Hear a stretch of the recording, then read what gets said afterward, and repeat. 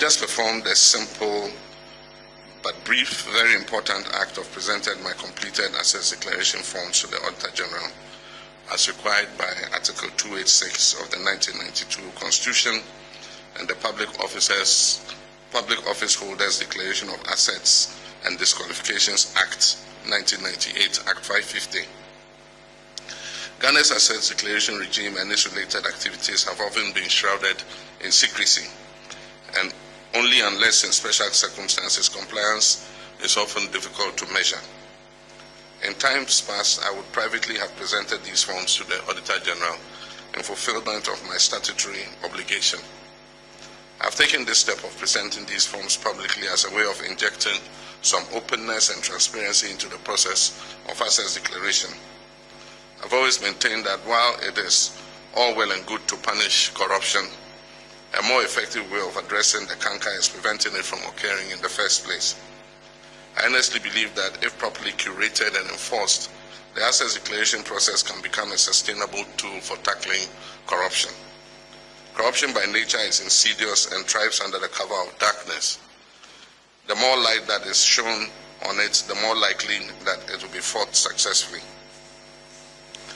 I've also taken this step to send an unmistakable signal to all public office holders, especially those that I have appointed, that I take the declaration of assets very seriously and expect full compliance from them.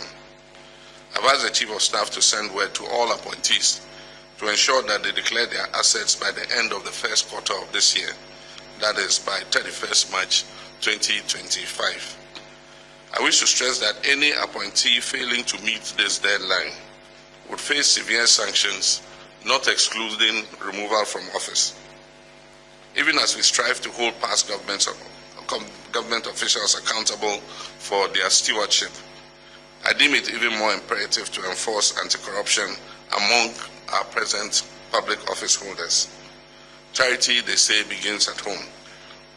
I'm therefore determined to take the necessary steps to ensure that we fight corruption vigorously so that the precious little resources that have been entrusted to us by the Ghanaian people are used only in their interest.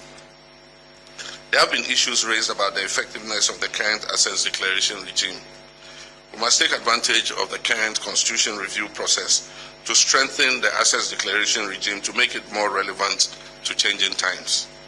I believe that we must move to a regime where the assets so declared can be published before and after public office, so that the phenomenon of unexplained and overnight wealth, obviously earned through the proceeds of corruption, can be checked. I trust that a healthy debate can be had over this issue and consensus built on the way forward, so that collectively we can defeat the unwholesome canker of corruption.